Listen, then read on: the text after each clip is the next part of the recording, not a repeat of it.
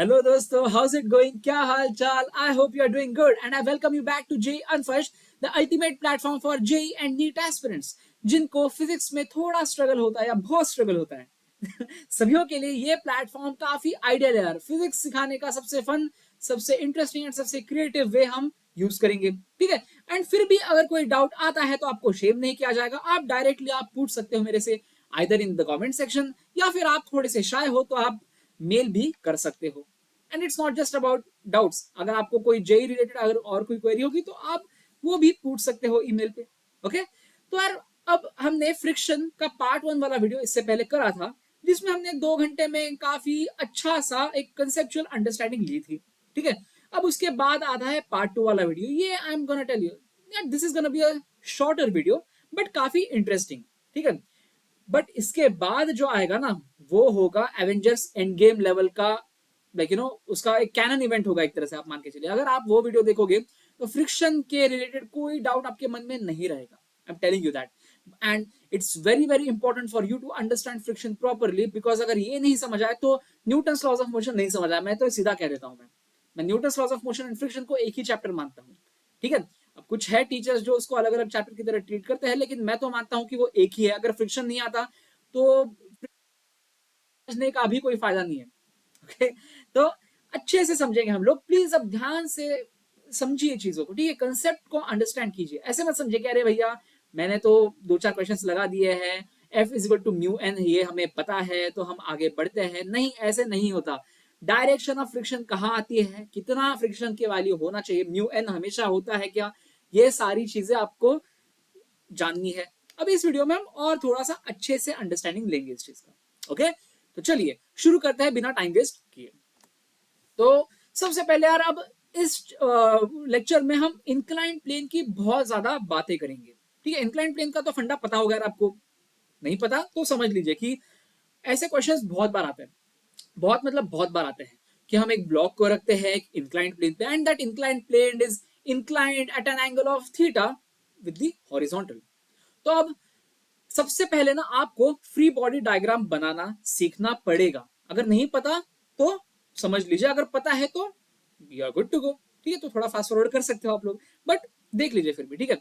अब सबसे पहले आपको समझना है कि ये ब्लॉक है, मान के चलिए इसका मास है m, तो इस पे कौन कौन से फोर्सेस लगते हैं। चलो, एक तो mg तो होता ही बॉस, mg तो होता ही होता है।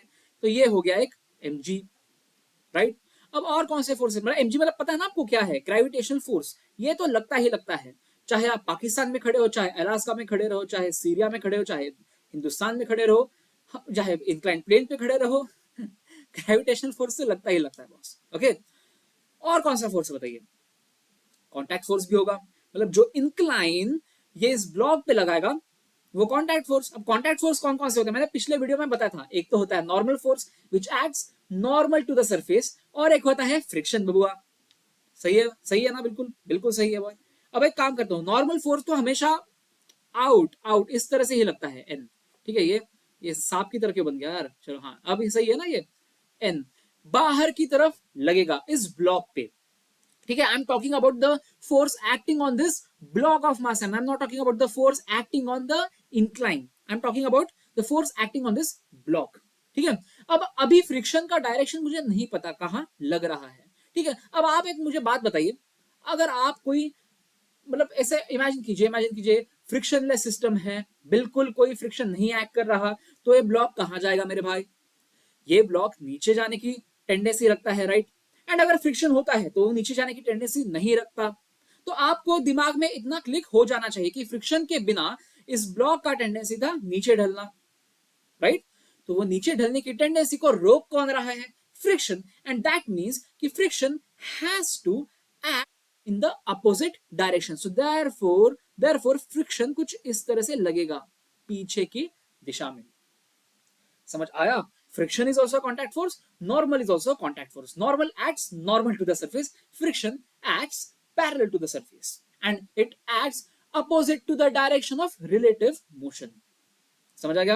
अब आप मुझे एक बात बताइए, जो नीचे लाने की टेंडेंसी रखता है वो फोर्स कौन सा है? It is gravitational force, but हम ग्रेविटेशनल फोर्स नहीं बोलेंगे, हम बोलेंगे component of gravitational force. Component of gravitational force. अब आपको ये पता होना चाहिए कि एम जी अगर ऐसा है डाउनवर्ड डायरेक्शन में एंड हमें डाउन द इंक्लाइन अगर लेना है उसका कंपोनेंट, तो हम बोलेंगे एम जी साइन थीटा। तो ये जो है ना component of M G down the incline, अगर ये एंगल थीटा है तो ये एम जी साइन थीटा होगा। अब इसके पीछे क्या है यार, मैं एक्चुअली मैंने इसके लिए इतनी स्पेस खुली छोड़ दी है क्योंकि बहुत सारे बच्चों को इसमें कंफ्यूजन होता है। तो यार इट्स बेसिक ज्योमेट्री यार, it's basic basic basic geometry. मैं दिखाता हूं आपको, एक मिनट रुकिए, इसको अच्छे से रखते हैं। ऑलराइट, ओके, अब ध्यान से देखिए, प्लीज ध्यान से देखिए आप। अरे यार ये टेढ़ा क्यों बन रहा है यार आज इतना ज्यादा, एक मिनट, लेट्स सी। ठीक है, अब आप ध्यान से देखिएगा, ये है mg का direction and obviously it is perpendicular to the horizontal ना, if it acts vertically downwards then it is perpendicular to the horizontal। तो अगर ये mg है, ठीक है, अब आप देखिए ये एंगल थीटा है, ये 90 डिग्री है, तो ये एंगल कितना हो गया मेरे भाई, ये 90 माइनस थीटा हो गया ना यार, it is 90 minus theta and therefore mg का component along this will be equal to how much, it will be equal to mg cos 90 minus theta and mg cos 90 minus theta क्या होता है जी, ये होता है mg sin theta। यहां से आता है वो, यहां से आता है वो, समझ आया आपको।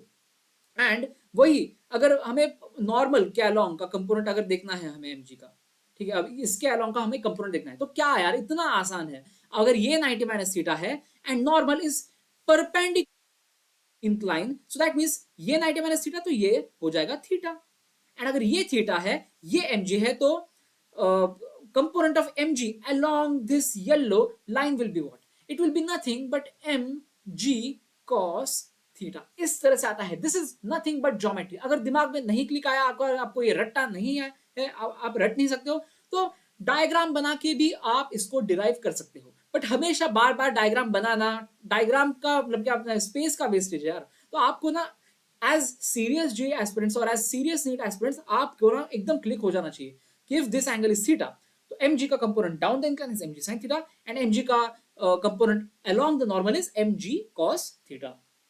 समझ आ गया आपको? Is it perfect so far? Okay cool. अब हम समझते हैं एंगल ऑफ रिपोज के फंडे को। एंड प्लीज रिमेंबर, बहुत सारे बच्चे ना इसमें कंफ्यूज होते हैं, they confuse angle of repose with angle of friction. क्या कर रहा हूं मैं, हैशटैग क्यों बना रहा हूं मैं, गलती से मुझे एक्चुअली नॉट इक्वल साइन लगाना था बट हैशटैग बन गया। याद रखिए angle of repose is not the same as angle of friction, जो हमने पिछले वीडियो में पढ़ा था। I hope you remember what angle of friction is. Please understand that angle of repose is not the same as angle of friction.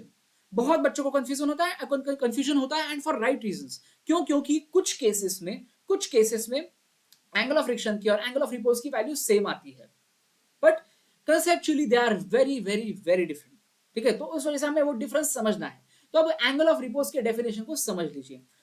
The maximum angle of the inclined plane for which the block doesn't slide on it is called the angle of repose। मतलब basically फंडा इतना है यार, हम क्या करते हैं, अब बेसिकली अब ये मान के चलिए, अभी सबसे पहले मेरा inclined plane is totally horizontal, that is theta is equal to 0 degree. अब इस पे ढलेगा क्या, अरे कहां से ढलेगा, कहां से ढलेगा, नहीं ढलेगा ये। फिर मैं थोड़ा थोड़ा इंक्रीज करता हूं एंगल को, ठीक है, थीटा इज इक्वल टू 0 से थोड़ा थोड़ा मैंने इंक्रीज करना शुरू कर दिया। अब यार मैं किसकी बात कर रहा हूँ, चलो मैं इस पेन की ले लेता हूँ ना, मैं बात देखिए, अभी ये पेन है, ठीक है, या फिर ये पेन गिर जाएगा तो यार इसकी निब टूट जाएगी, मुझे डर है। चलो इसकी बात करते हैं, इसकी, ठीक है। अब ये देखिए, ये मेरा है केसिंग है, ठीक है, ये मेरे गॉगल्स का केसिंग है। तो अभी मैं हॉरिजॉन्टल रख रहा हूँ, ये ढल नहीं रहा। अब देखिए एंगल है, कुछ एंगल मैंने लगा रखा है, थीटा, थीटा की वैल्यू नॉन जीरो है, बट देखिए ढल नहीं रहा, ढल नहीं रहा, ढल नहीं रहा, ढल नहीं रहा, ढल नहीं रहा, ढल नहीं रहा, ढलना शुरू हो चुका है, ढल गया। तो समझ आ गया आपको, जिस एंगल पे ये ढलना शुरू हो चुका है, ये ढल जाएगा, तो वो एंगल हो जाएगा angle of repose. The minimum angle at which the block starts to slide और the maximum angle for which the block doesn't slide. अरे दोनों डेफिनेशन सही है, maximum angle for which the block doesn't slide और minimum angle for which the block starts to slide, दोनों भी आप मतलब एक तरह से सेम ही है ना।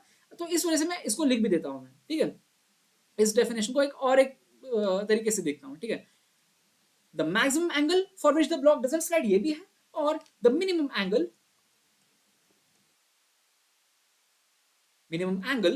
For which block slides. ठीक है, तो दोनों भी डेफिनेशंस सही है। ठीक है, अब आपको मोटा मोटा तो आइडिया आ गया कि हो क्या रहा है यहाँ पे, क्यों हो रहा है ऐसे।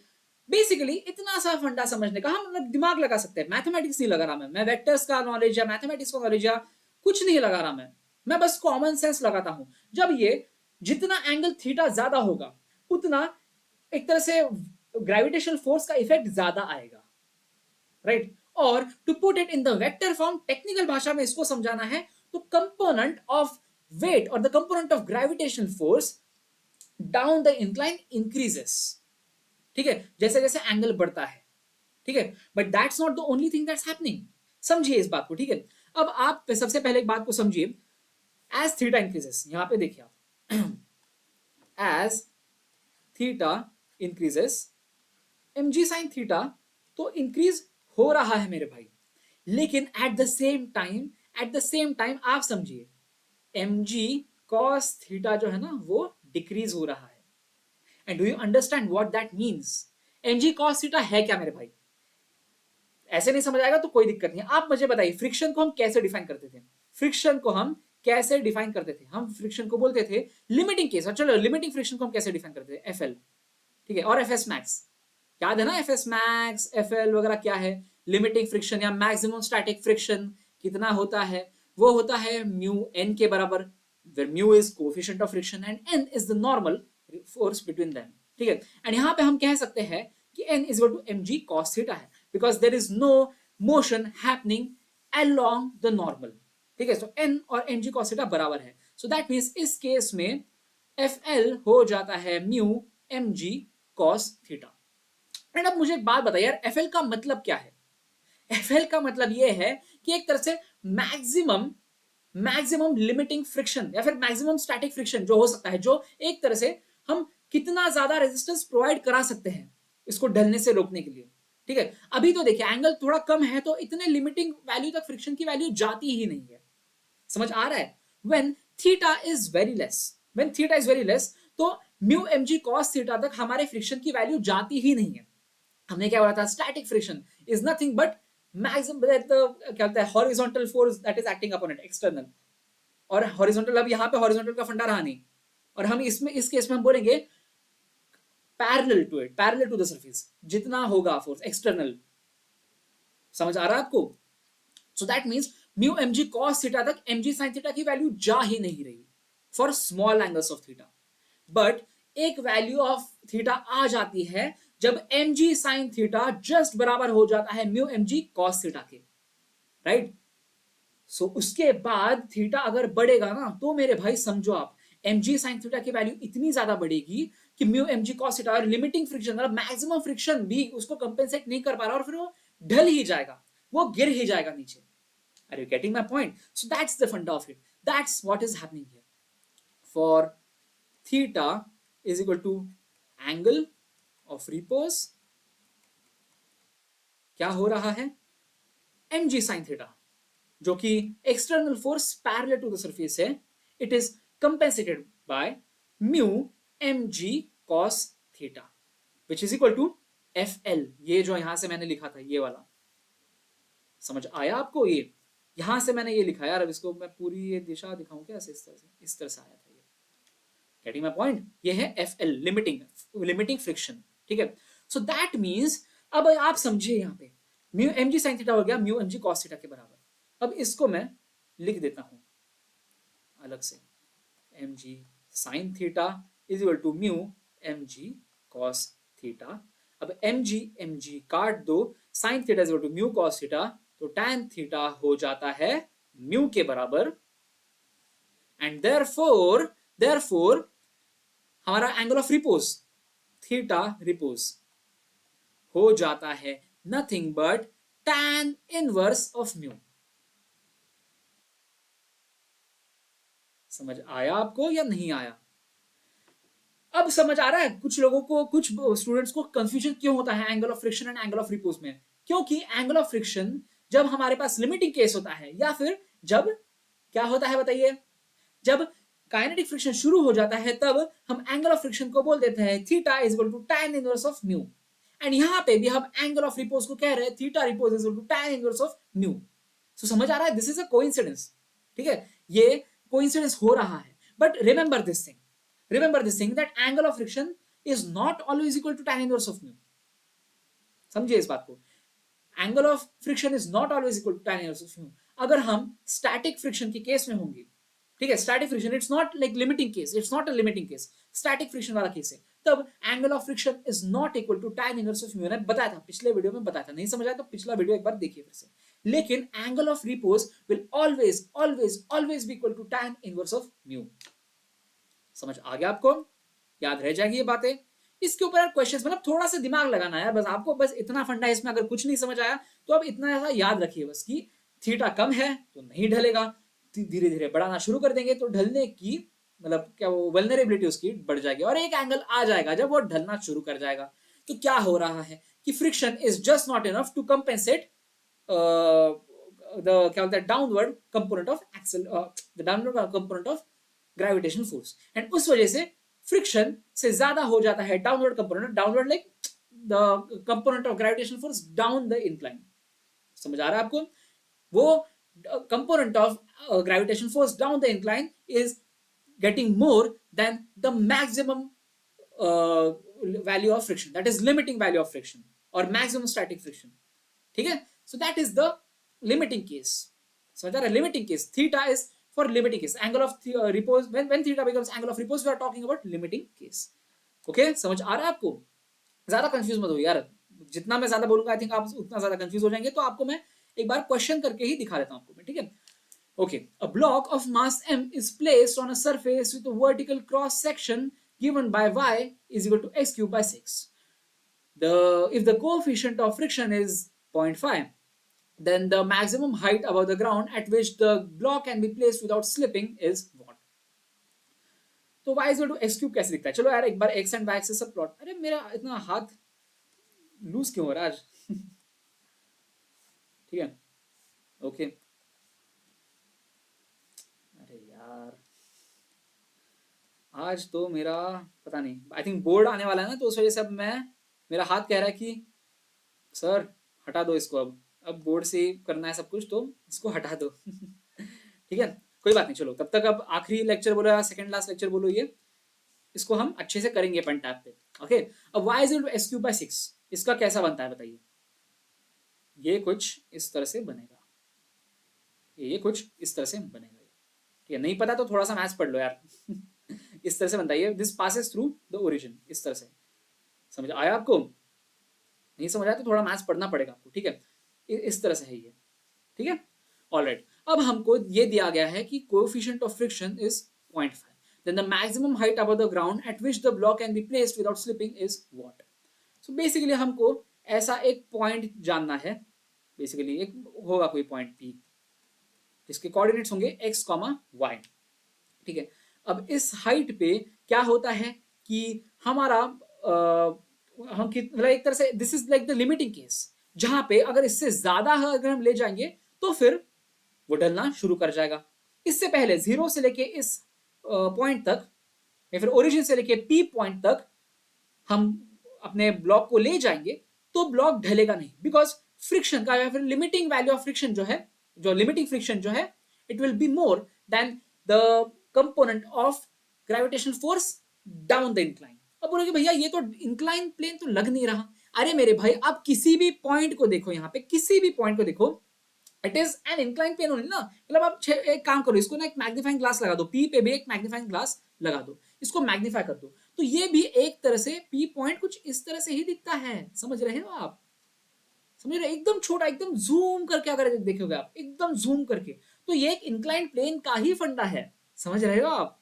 ये इसी तरह से आता है। But the difference here is कि अब ये वाला जो केसेस था, हम इस वाले केस में जब देख रहे थे कि इस पॉइंट पे देखो या इस पॉइंट पे देखो या इस पॉइंट पे देखो, हर पॉइंट पे देखो तो angle of inclination is theta. Whereas ऐसे केसेस में इस पॉइंट पे, इस पॉइंट पे, इस पॉइंट पे, हर पॉइंट पे angle of inclination is different. ठीक है, थीटा इज वैरिंग। अब वो कितना होगा भैया, हम कैसे जानेंगे? अरे बहुत सिंपल है। अब आप देखिए, लेट से वी आर टॉकिंग अबाउट से point P, that is x, y। ठीक है, अब आप मुझे एक बात बताइए, अगर हमें थीटा निकालना है तो हम कैसे बोलेंगे भैया? आप मुझे एक बात बताइए, tan थीटा, अगर इस पॉइंट पे अगर मैं बात करूं, ठीक है, अगर मैं इस पॉइंट पे एक टेंजेंट ड्रॉ करता हूं, इस पॉइंट पे एक टेंजेंट ड्रॉ करता हूं, तो इसका स्लोप कितना होगा बताइए?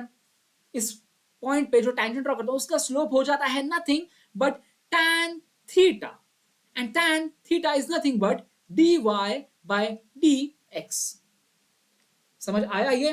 पता पढ़ा था मैंने, बेसिक मैथ्स में मैंने पढ़ा था। इस पॉइंट पे जो टेंजेंट होता है उसका जो स्लोप होता है उसको हम m भी कहते हैं, उसको हम दर्शाते हैं m is to tan theta which is also given by dy by dx। ठीक है, समझ आ गया?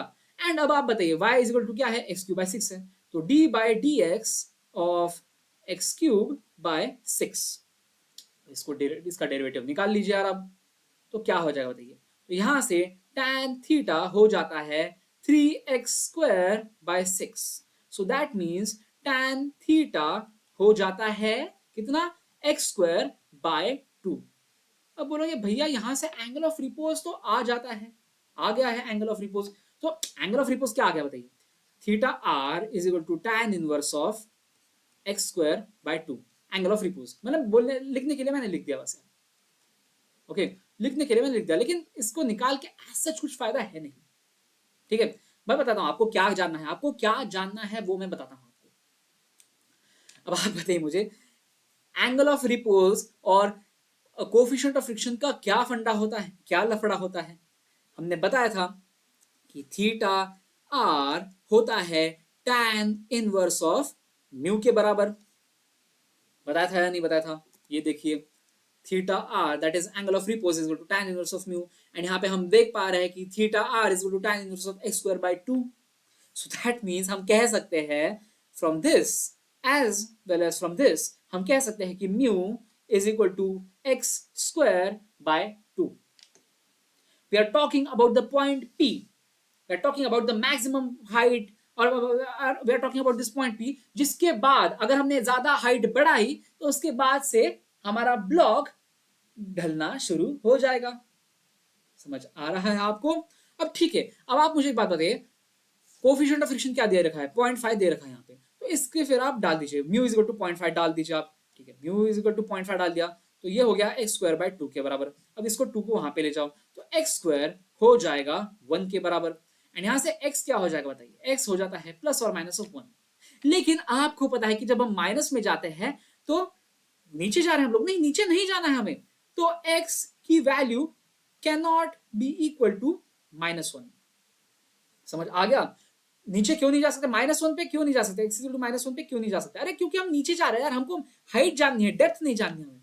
ठीक है, हाइट जाननी है हमें, सो दैट मीन्स हम बोल देंगे कि x हो जाता है 1 के बराबर। But is this the height that we are trying to figure out?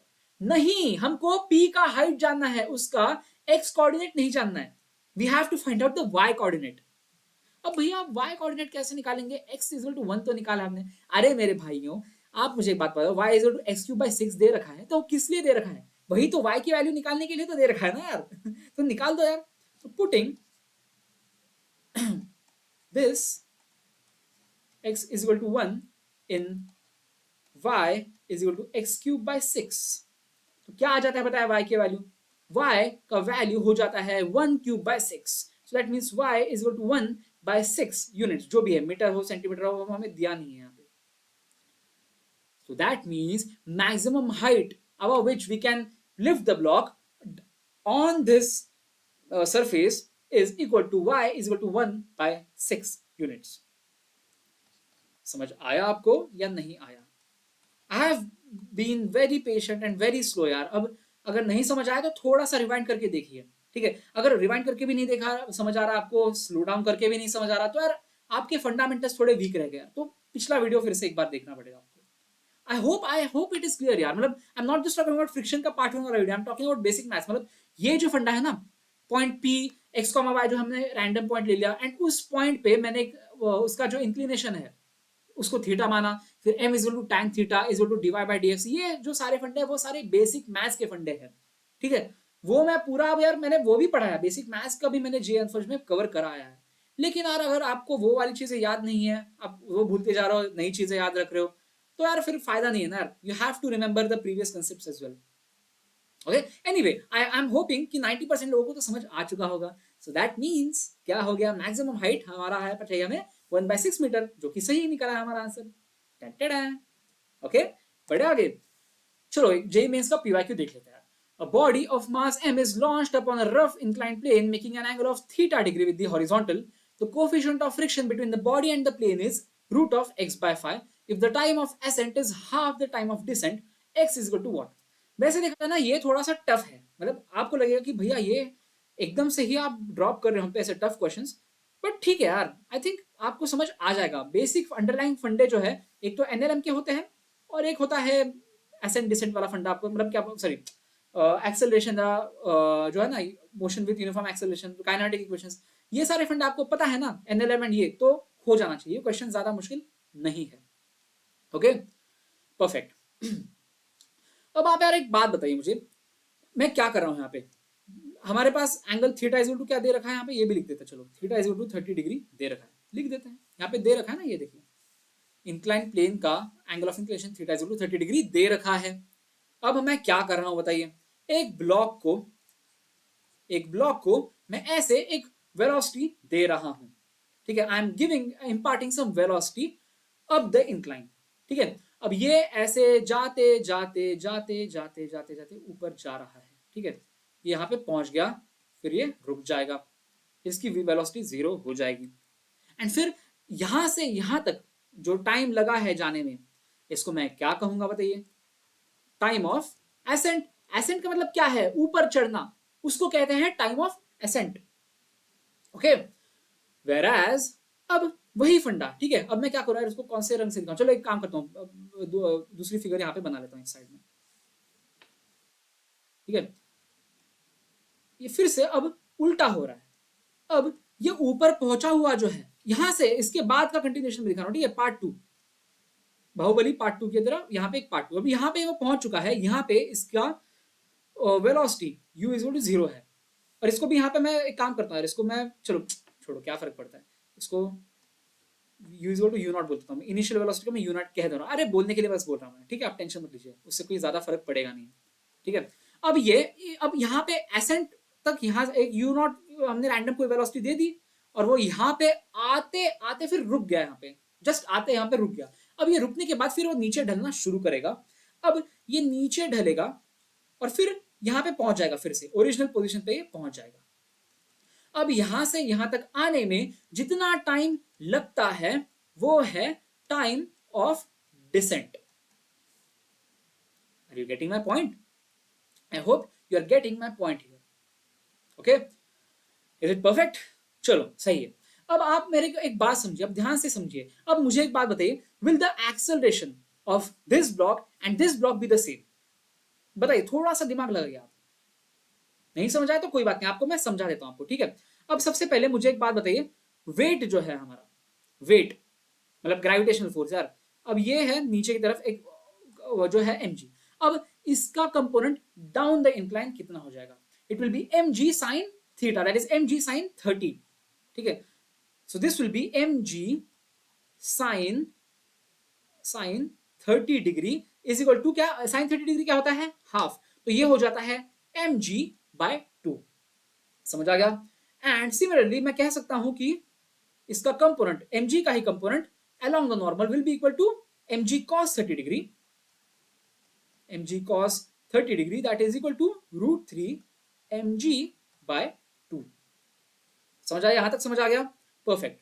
अब आप मुझे एक बात बताइए, यहां पे ये जो ब्लॉक है इसके ऊपर फोर्स तो डाउनवर्ड ही लग रहा है, लेकिन आप बताइए इनिशियल वेलोसिटी कौन से डायरेक्शन में, it is up the incline. समझिए, मैं ये है incline plane, this is the incline plane and this block has initially velocity up the incline. अब बात आप बताइए, जब ऊपर की तरफ जा रहा है तो इसका मोशन क्या है, अप द इंक्लाइन है, तो इसके ऊपर फ्रिक्शन कहां से लगेगा, कहां पे लगेगा, नीचे के डायरेक्शन में लगेगा ना। मैंने क्या बोला था, फ्रिक्शन एक्ट्स और friction opposes relative motion between the surfaces. So इसका मतलब यह है कि ये जो ब्लॉक है ये ऊपर जाने की टेंडेंसी रखता है, तो जो सरफेस है, इंक्लाइंड सरफेस है, वो लगा ए बॉस मैं तेरे को ऊपर नहीं जाने दूंगा, मैं तेरे पे फ्रिक्शन लगाऊंगा नीचे। राइट? बराबर है या नहीं है? बराबर बताइए। बिल्कुल बराबर है। तो फ्रिक्शन उस वजह से लगेगा नीचे के डायरेक्शन में फ्रिक्शन। एंड अब मुझे एक बात बताइए कि ये जो फ्रिक्शन है वो कौन सा टाइप का, बताइए। Is it static friction? नहीं मेरे भाई, नहीं, क्योंकि ये घिस रहा है इस सरफेस के साथ, वो घिस रहा है। सो इसका मतलब है कि फ्रिक्शन इज काइनेटिक। एंड मैंने क्या बताया था, kinetic friction is constant in value, वो सेल्फ एडजस्टिंग नहीं होता, वो अपने आप को एडजस्ट नहीं करता। वो आप बोलेगा ए भाई मेरी तो कांस्टेंट वैल्यू है, तो कितनी वैल्यू होगी बताइए उसकी? It will be equal to mu times normal force. And यहाँ पे नॉर्मल है हमारे पास, कितना है नॉर्मल पता है? ये है नॉर्मल, ये है ना नॉर्मल। सो दैट मीन्स हमारा जो काइनेटिक फ्रिक्शन है it will be acting down the incline. And ये बताइए इसका वैल्यू क्या होगा? इसका वैल्यू होगा म्यू टाइम्स एन। समझ आ गया आपको? अभी इसको मैं कैसे लिखूं यार, थोड़ा सा ये हो रहा है बहुत ही। चलो कोई बात नहीं, देखते हैं। इसका वैल्यू हो जाता है म्यू एन के बराबर। अब ये N is to root three M ji by two, इतना लिखने का भी स्पेस है नहीं, वो अगले पेज पे कर देता हूँ। देखिए अगले स्लाइड पे कर दूंगा मैं अच्छे से। ठीक है, अभी के लिए आपको समझना है फ्री बॉडी डायग्राम कैसे बन रही है, बस इतना समझना है आपको सनम। Perfect, perfect. ओके, अब आप मुझे एक बात बताइए, यहां पे अब दूसरे केस में जब डिसेंट हो रहा है इसका, जब ये नीचे ढल रहा है, तब इसका बताइए मोशन कैसा है? इनिशियली ठीक है यू इज टू जीरो तो है, लेकिन फिर धीरे धीरे इसका वेलोसिटी बढ़ते जा रहा है। अब जो भी हो एक्सेल मतलब क्या, उसके ऊपर फोर्स जैसे भी लग रहा हो, वेलोसिटी तो डाउन द इंक्लाइन है ना मेरे भाई। इसका velocity is down the incline. And इसका मतलब क्या हो गया? तो फ्रिक्शन बोलेगा ए भाई मैं तेरे को नीचे जाने नहीं दूंगा, मैं तेरे पे ऊपर की तरफ फ्रिक्शन फोर्स लगाऊंगा। सो इस तरह से up the incline friction force लगता है। एंड ऊपर का मतलब वर्टिकली अपवर्ड नहीं, it will be up the incline. Friction is always parallel to the surface, तो इस वजह से फ्रिक्शन को ऐसे नहीं दिखाते आप, ऐसे दिखाना गलत है। सही समझ रहे हो ना आप यार? ओके, तो friction is up the incline. ठीक है, अब एन का वैल्यू फिर से बताइए यार, एन का वैल्यू क्या होगा? उतना ही होगा, उतना ही होगा जितना हमने पिछले बार निकाला था। कैसे निकाला था बताइए? ये हो गया mg, तो mg का कंपोनेंट डाउन द इंक्लाइन हो जाता है, again mg sine 30 degree, mg sine 30 degree. And perpendicular to the incline क्या हो जाता है? It is mg cos 30 degree. सही बात है या नहीं है? सो ये n की वैल्यू फिर से root three M ji by two ही होगी। And component of gravitational force down the incline will again be mg by 2। समझ आ रहा है आपको या नहीं आ रहा है बताइए? अब आप यहां, आपको यहां से समझ आ जाएगा। अब ये छोड़िए यार, ये वाला जो है perpendicular to the inclined plane, सारे फोर्सेस को छोड़ दीजिए, क्योंकि यार नॉर्मल सेल्फ एडजस्टिंग होता है तो ये और ये कैंसिल आउट हो जाएगा। एंड एनीवे हमारा ब्लॉक जो है वो ना ही इस इंक्लाइंड प्लेन के अंदर धस रहा है, ये इससे कांटेक्ट छोड़ रहा है। ब्लॉक का मोशन हो रहा है तो बस पैरेलल टू द इंक्लाइन, तो basically now we only have to consider the forces which are parallel to the inclined plane. समझ आया आपको? अब इसी डायग्राम को अब मैं थोड़ा सा कम क्लटर्ड वे में ड्रॉ करता हूं। ठीक है, अब मुझे इतना बड़ा डायग्राम ड्रॉ करने की जरूरत नहीं है, छोटा सा डायग्राम ड्रॉ करता हूं मैं, एक मिनट।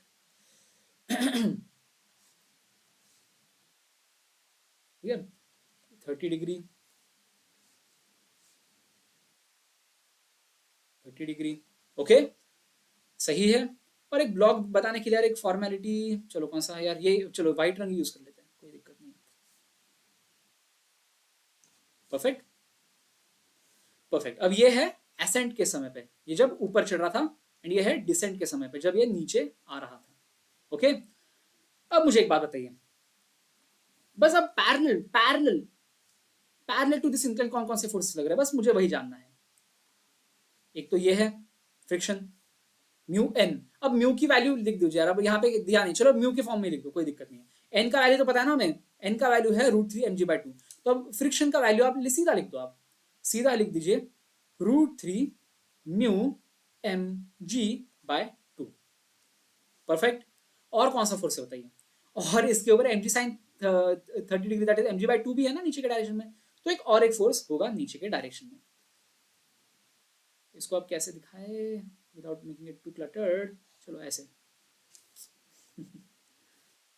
कोई दिक्कत नहीं यार, बड़ा बोर्ड होता है ना तो ये सारे झमेले नहीं होते, ये अच्छी बात है बड़े बोर्ड की, कोई बात नहीं, अब आ ही रहा है जल्दी ये mg/2, ये एसेंट के समय पे, एसेंट के समय पे दोनों भी फोर्सेस जो है या दोनों फोर्सेस के कंपोनेंट जो है डाउन द इंक्लाइन ही आ रहे हैं, वेयर एज अब डिसेंट के समय पे देखिए आप, डिसेंट के समय पे friction is acting up the incline, so therefore friction का डायरेक्शन अब दिखा दो, ये हो जाता है कितना √3 mg/2 टाइम्स म्यू, सो ये हो जाएगा √3 म्यू mg/2, ये हो गया फ्रिक्शन। और कौन सा फोर्स बताइए, ग्रेविटेशन फोर्स का कंपोनेंट, वही mg/2 ही होगा। तो समझ रहे हो आप, यहां पे समझिए आप बात, बहुत अच्छा सा यहां से इंसाइट दिखेगा आपको, net force during ascent it is equal to mg/2 को कॉमन निकाल दो यार आप, तो ये हो जाएगा 1 + √3 म्यू, राइट। अब ये हो गया ड्यूरिंग ascent, अब नेट फोर्स ड्यूरिंग डिसेंट, बताइए क्या होगा, बताइए क्या होगा जी, तो ये हो जाएगा mg/2। अब ज्यादा बड़ा कंपोनेंट कौन सा बताइए, इट इज क्लियर यार, mg/2 ही ज्यादा बड़ा होगा, क्यों होगा बड़ा बताइए, थोड़ा सा सोच के बताइए। अरे मेरे भाई क्योंकि डिसेंट के समय पे ब्लॉक नीचे जा रहा है, ऊपर नहीं जा रहा, तो √3 म्यू mg/2 को छोटा होना जरूरी है, that means it will B 1 - √3 mu. यहां तक समझ आ गया आपको यार। अब आप बताइए यहाँ पे क्या दे रखा है, time of ascent is equal to half the time of descent. अब यार हमारे पास तो ये फोर्सेस के वैल्यूज आ गए, अब इससे time of ascent time of descent हम कैसे निकालेंगे। अरे मेरे भाइयों एक्सेलरेशन, अब एक्सेलरेशन बताओ, अब नेट फोर्स हमने निकाल लिया तो एक्सेलरेशन बताइए, अब एक्सेलरेशन को कैसे लिखेंगे हम लोग। एक्सेलरेशन हो जाता है कुछ इस तरह से, ए एसेंट, मैं ऐसे बोल रहा हूँ, a ascent as in acceleration during ascent, ऐसे कह रहा हूँ मैं, ठीक है।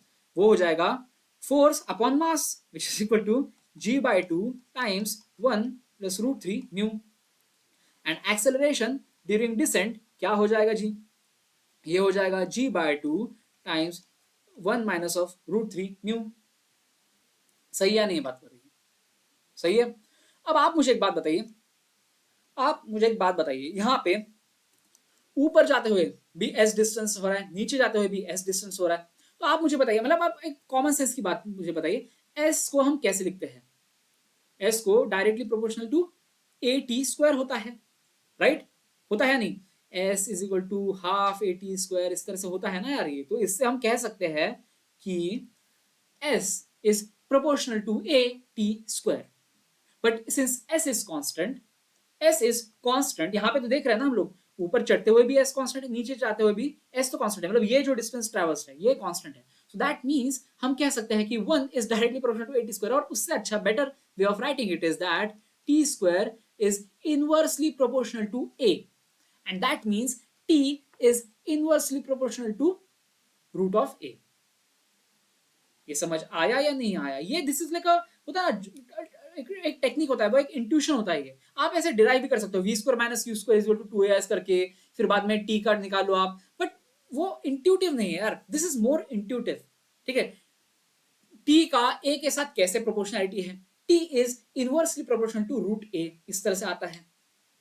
समझ आया आपको या नहीं आया, I hope I have made myself bit clear here, perfect. अब आप मुझे एक बात बताइए, I think we need one more slide, कोई दिक्कत नहीं यार, निकाल लेंगे एक और स्लाइड, क्या ही दिक्कत है हमें, डुप्लीकेट स्लाइड। अब आप मुझे एक बात बताइए, यहां से ये आ चुका है, इस इक्वेशन को तो हम लिख ही देते हैं, मेरा इस प्रोपोर्शनलिटी को हम यहाँ पे लिख ही देते हैं, t is inversely proportional to root of acceleration, ठीक है। सो इसका मतलब ये हो जाता है कि time of ascent upon time of descent कैसे हो जाएगा, 1/√a of ascent upon 1/√a of descent, ऐसे भी लिख सकते हो, या फिर आप सिंपली ऐसे लिख सकते हो, √a descent upon √a ascent, A is acceleration, I hope है ये आपको पता है ना, ये हमने निकाला ऑलरेडी है, राइट? सही है, सही है। अब आपको पता है यार, ए डिसेंट की वैल्यू पता है, ए एसेंट की भी वैल्यू पता है, तो ये वैल्यूज डाल दो यार आप लोग। ए डिसेंट क्या है, इट इज इक्वल टू, अभी सारे अंडर रूट के अंदर ले लो, तो ये हो जाता है g/2 इंटू डिसेंट के टाइम पे क्या है, 1 - √3, 1 - डिसेंट के टाइम पे है 1 - √3 म्यू अपॉन एसेंट के टाइम पे क्या है, g/2 टाइम्स ऑफ 1 + √3 म्यू। अब ये g/2 कट हो जाता है। ये हो गया ratio time of ascent upon time of descent का। एंड यहाँ पे क्या दे रखा है, time of ascent is half the time of descent. So यहाँ से क्या हो जाता है, time of ascent is half time of descent, तो ये हो जाता है हाफ के बराबर। सही है या नहीं है? अब ये तो सॉल्व हो जाएगा मेरे भाई, हमको क्या निकालना है, म्यू ही तो निकालना है हमें, डायरेक्टली म्यू नहीं, but mu is equal to √x/5, फिर x निकालना है हमें, कोई बात नहीं यार। अब ये half is equal to under root of 1 - √3 mu upon 1 + √3 mu. अब इसको एक सॉल्व कर दो, सीधा इसको स्क्वायर कर दो, तो ये हो जाएगा 1/4 is equal to 1 - √3 mu upon 1 + √3 mu. अब इसको सॉल्व कर देते हैं यार फटाफट, बताइए कैसे सॉल्व करेंगे हम इसे। तो ये हो जाएगा 1 + √3 mu is equal to 4 - 4 √3 mu. सही है, तो ये -1 यहाँ पे, 1 यहाँ पे आके -1 हो जाएगा, तो 4 - 1 हो जाएगा 3, और ये -4 √3 यहाँ पे आ जाएगा, प्लस हो जाएगा, तो 4 √3 + √3 म्यू हो जाएगा 5 √3 म्यू इज इक्वल टू 3। तो यहाँ से म्यू हो जाता है 3/5 √3। सो ये हो जाता है, इसको सॉल्व करेंगे तो हो जाता है √3/5। एंड म्यू की वैल्यू क्या दे रखी है, यहाँ पे देख सकते हो आप, म्यू का वैल्यू एकदम अच्छे से दे रखा है। म्यू का वैल्यू कितना दे रखा है बताइए, √x/5। तो ये है √x/5। तो इससे आप मुझे एक बात बताइए, x की वैल्यू क्या होगी। x तो यहां से प्रूव हो गया मेरे भाई, x का वैल्यू है 3 के बराबर, एंड दैट मीन्स हमारा जो इंटीजर टाइप का क्वेश्चन है, इसका आंसर आ जाता है 3। समझ आया आपको या नहीं आया? आई होप समझ आ चुका होगा ये। अब आप बोलोगे भैया इतने ज्यादा, इतना आपने स्पेस कंज्यूम कर लिया, ये तो बहुत ही इनएफिशिएंसी हो गया आपकी। तो मेरे भाइयों, मैं यही क्वेश्चन को है ना, इतने से स्पेस में, इतने ये स्लाइड में भी नहीं, मैं इतने से स्पेस में भी सॉल्व कर सकता हूँ, लेकिन आपको दिखाई दे अच्छे से, इस वजह से इतने बड़े बड़े डायग्राम्स ड्रॉ करे हैं, टाइम ऑफ एसेंट का फंडा समझाया, टाइम ऑफ डिसेंट का फंडा समझाया। I hope you are understanding what I am trying to do here. Okay, यहाँ पे ये दिख रहा है ना, ये mg/2 है, ये दिस इज mg/2। ओके, ठीक है, mg का कंपोनेंट है, mg/2 हो गया। समझ आ रहा है ना यार? चलो परफेक्ट। तो अब अगला PYQ देखते हैं। A block of mass m slides down on a rough inclined plane with constant velocity. The angle made by the inclined plane with horizontal is theta. The magnitude of contact force will be what? अब ये question जो है ना, लोग लग जाते हैं question solve करने में, धड़ाधड़ लग जाते हैं। अरे भैया पहले फ्रिक्शन निकालो, फिर बाद में नॉर्मल फोर्स निकालो, पता नहीं क्या क्या निकालो। अरे एक मुझे एक बात बताइए, यहाँ पे क्या दे रखा है, ये क्वेश्चन ना देख के सॉल्व होने लायक है, देख के सॉल्व होने लायक है। क्यों? अब बताइए, ये ब्लॉक है, ठीक है, this block is sliding down a rough inclined plane with constant velocity, with constant velocity. Constant velocity का फंडा क्या है बताइए आप मुझे। When we say constant velocity, what we mean is net force is equal to 0। Net force is equal to 0। समझ आया इसका मतलब क्या हो गया? इसका मतलब है कि इसके ऊपर जो भी सारे फोर्सेस लग रहा है, should I say net force is equal to 0 vector, ऐसे बोल दीजिए आप, और ज्यादा अच्छा लगेगा आपको। इसका मतलब ये हो जाता है कि इसके ऊपर जो भी फोर्सेस लग रहा है हमारा, एक तो हो गया ये mg ग्रेविटेशनल फोर्स, दूसरा हो गया I don't know friction, friction F, और कौन सा हो गया बताइए, कॉन्टैक्ट फोर्स। इन सब का जो रिजल्टेंट है वो 0 हो जाएगा। आपको समझ आ रहा है?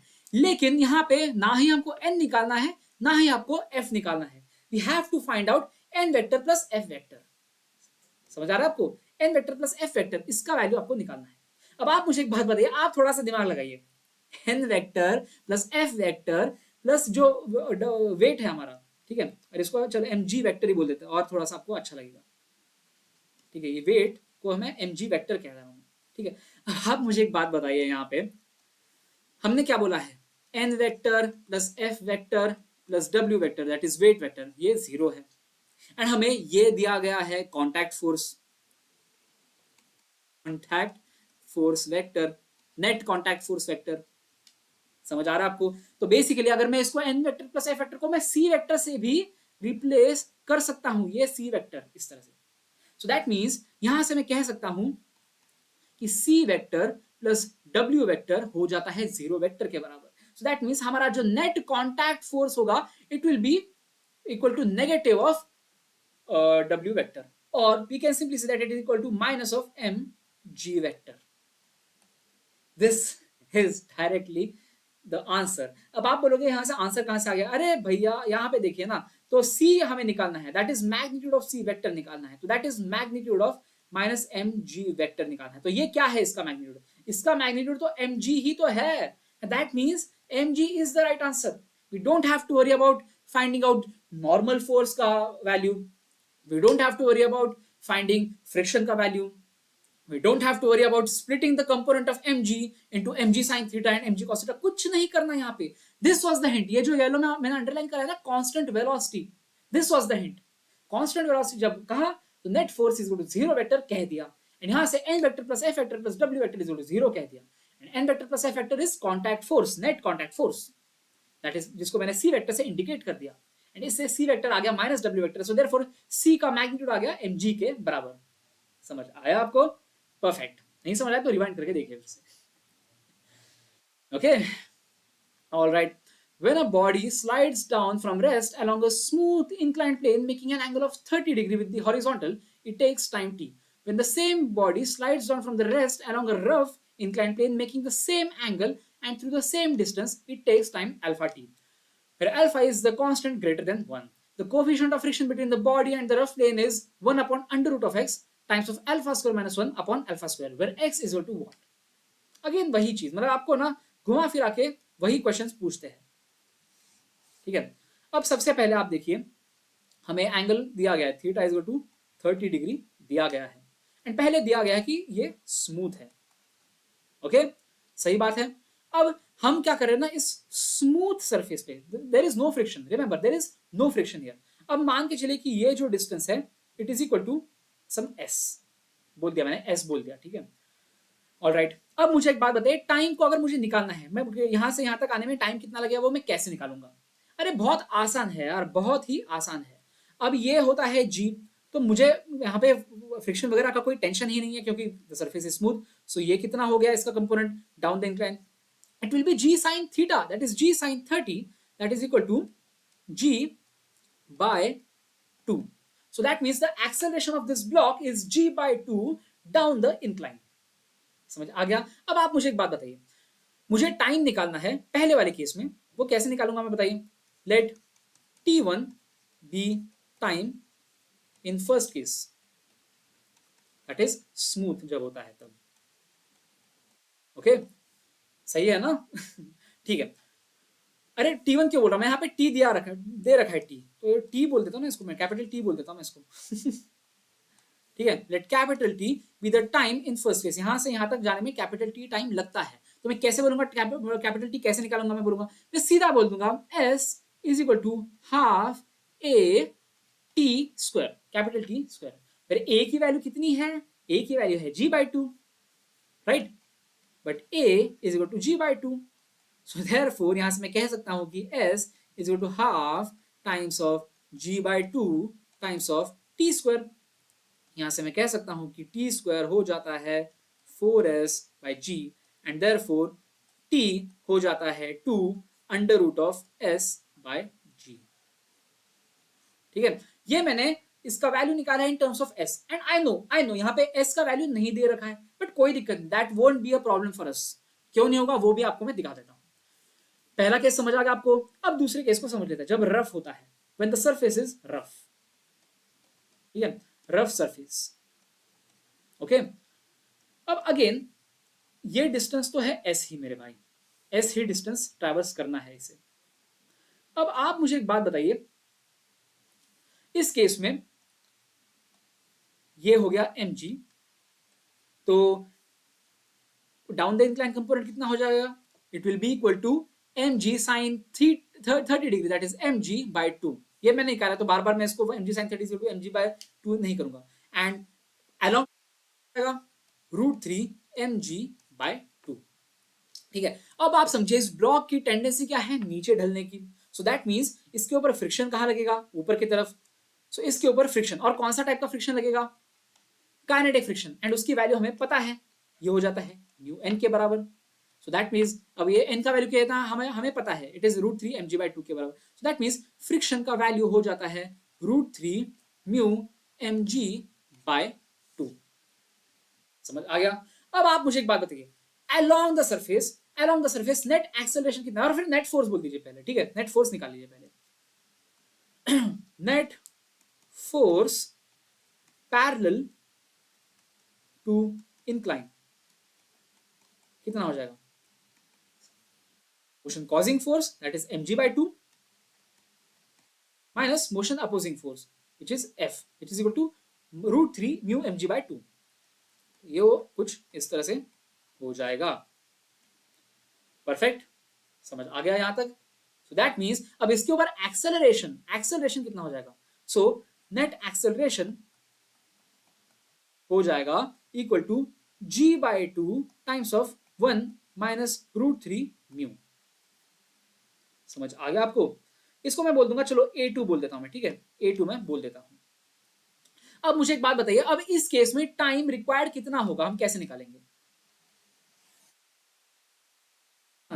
सो कैसे बताइए, अब इसमें कौन सी काइनेटिक, वही लगा दो यार, यही s is to half a t square लगा दो। बट यहाँ पे ए नहीं लगेगा, यहाँ पे A2 लगेगा, हाफ A2। एंड यहाँ पे टी, टाइम कितना है बताइए, टाइम कितना है यहाँ पे दे रखा है कि सेकंड केस में टाइम लग रहा है अल्फा टी। ठीक है, सो यहाँ पे मैं अल्फा टी स्क्वायर लगा दूंगा। समझ आया या नहीं आया, मैंने simply s is equal to half A2 T2 square कर दिया है, that is acceleration in second case जब ये रफ है, and time T2 is time in second case to go from here to here. And यहाँ पे दे रखा है T2 का वैल्यू दे रखा है, जब रफ इंक्लाइन प्लेन होता है तो it takes time alpha t to go down the incline, तो मैंने T2 की जगह पे डाल दिया अल्फा टी। समझ आ गया आपको। और A2 का वैल्यू अब ये डाल दीजिए, g by two into 1 minus √3 mu डाल दीजिएगा, तो डाल देता है जी। तो s is equal to half of A2 का वैल्यू डाल दो, g by two times of 1 minus √3 mu, right, times of, अब ये क्या है, इसको लिख दो यार, अल्फा स्क्वायर टी स्क्वायर। सही बात है। एंड अब यहाँ पे, यहाँ से देखिए आप, ये s का वैल्यू यहाँ से हमने यार T square equal to 4s by G निकाला है, तो मुझे सच है s equal to G T square by 4 ही डालना चाहिए था। यहाँ पे जी टी स्क्वायर बाय 4 डालते हैं हम लोग, कोई दिक्कत नहीं यार। यहाँ पे मैं s equal to G T square by 4 डाल रहा हूँ, यहाँ से ये जो है इस इक्वेशन को यूज करके मैं यहाँ पे डाल रहा हूँ, इसमें s equal to G T square by 4। समझ आ रहा है, ये वाला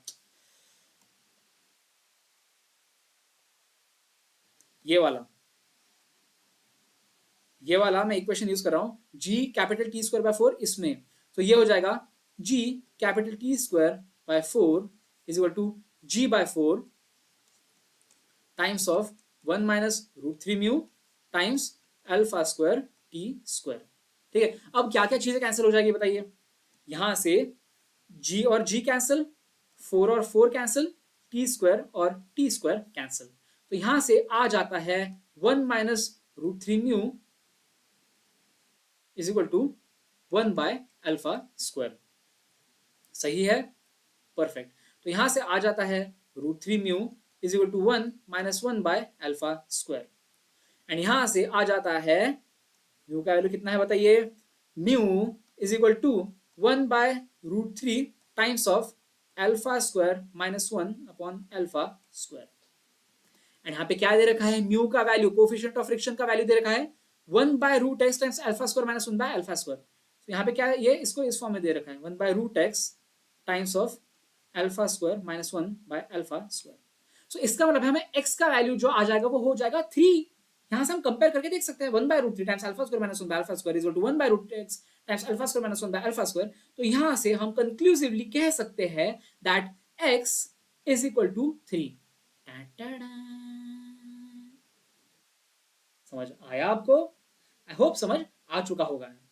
ठीक है, समझिए, फ्री बॉडी डायग्राम बनाना यही फंडा है। फ्रिक्शन वाला chapter is an extension of Newton's laws of motion. बस इतना पता होना चाहिए कि फ्रिक्शन का डायरेक्शन क्या है। अगर गलती से आपने यहाँ का डायरेक्शन नीचे लगा दिया ना, सारा क्वेश्चन खराब हो जाएगा, सारा का सारा क्वेश्चन खराब हो जाएगा। Getting my point? So please be very very mindful, please be very very careful about the directions of forces in this chapter. Okay, perfect. एक और एक PYQ. A given object takes n times the time to slide down 45 degree rough inclined plane as it takes the time to slide down an identical perfectly smooth 45 degree inclined plane. ठीक है, the coefficient of kinetic friction between the object and the surface of inclined plane is what? अब यहाँ पे यार हमने यही question जो है ना, यहाँ पे है यही क्वेश्चन था हमारा इसी टाइप का एक क्वेश्चन है, तो कोई बात नहीं, फिर से इसको सॉल्व करना है तो कर सकते हैं, आई डोंट माइंड। ठीक है, बताइए क्या है। जब ये स्मूथ है, एंगल 45 डिग्री है, जब ये स्मूथ है, डिस्टेंस अगेन s है। ठीक है, तो यहाँ पे एक्सेलरेशन कितना हो जाएगा बताइए। यहाँ पे acceleration will be equal to g/√2। g/√2 कहां से आ गया? g sin 45 degree, that is g/√2।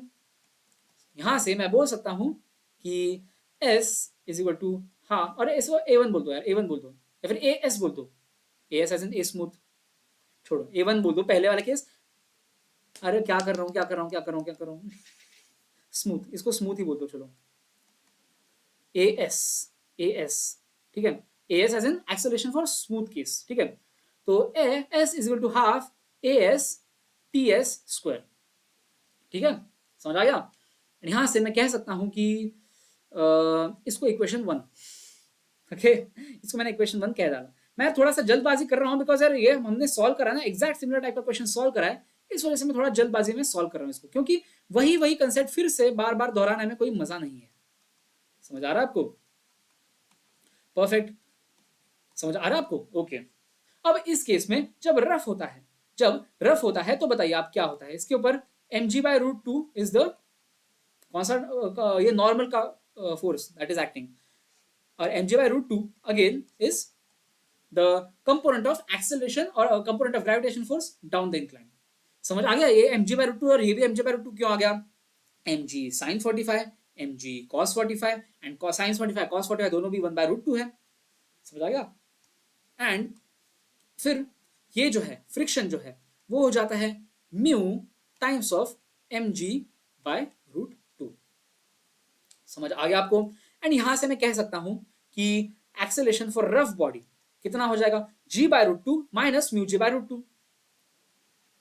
Perfect, समझ आया या नहीं आया? Net force down the incline हो जाएगा mg/√2 minus f, that is mg/√2 minus mu mg/√2। तो एक्सेलरेशन क्या हो जाएगा? m हटा दो बस, g/√2 माइनस म्यू g/√2। तो यहां से एक्सेलरेशन हो जाता है g/√2 times of 1 minus mu, right. And similarly अब इस केस में s हो जाता है हाफ ऑफ AR/TR का स्क्वायर। सही बात है। अब AR का वैल्यू अब इसको आप सेकंड इक्वेशन डाल दो, इसको सेकंड इक्वेशन डाल दो, कोई दिक्कत नहीं, अभी के लिए बस इतना कर दो आप। ठीक है, सही है, ये समझ आया, ये समझ आया, आई होप समझ आ गया होगा। स्मूथ के लिए acceleration down the incline is simply g/√2 because there is no friction. अब g/√2 कहां से आ गया? mg/√2 is the force acting down the incline, तो एक्सेलरेशन हो जाएगा force upon mass that is g/√2। समझ आ गया आपको? अब इस केस में अगर टाइम निकालना है, time required to come down the smooth incline plane is ts, तो s हो जाएगा हाफ as ts स्क्वायर। मैंने इसको बोल दिया इक्वेशन 1। वही अगर रफ सरफेस होगा तो रफ सरफेस पे यहाँ पे component of gravitational force down the incline is mg/√2 and component along the normal is mg/√2 because mg sin 45 mg cos 45 and friction क्या होगा यहाँ पे? kinetic friction है, so therefore इसका वैल्यू होगा mu times normal and normal is mg/√2, तो mu times mg/√2, so that means net force down the incline is mg/√2 minus of f, so that is mg/√2 minus mu mg/√2, so therefore acceleration कितना हो जाएगा फिर? g/√2 minus mu g/√2, क्योंकि हमने m हटा दिया, so that means AR that is acceleration in case of rough surface हो जाता है AR is equal to g/√2 times 1 minus mu, ये कॉमन निकाल के ले लिया मैंने। ठीक है, अब s is equal to half of AR/TR square, ये एक इक्वेशन ले लगा दी मैंने।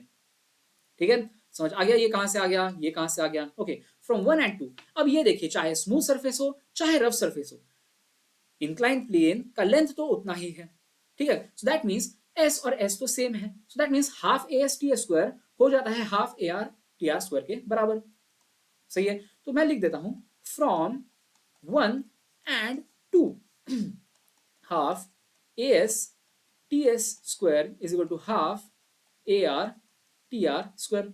हाफ और हाफ को काट दीजिएगा, यहां से क्या हो जाता है, a r upon A s is equal to t s square upon t r square.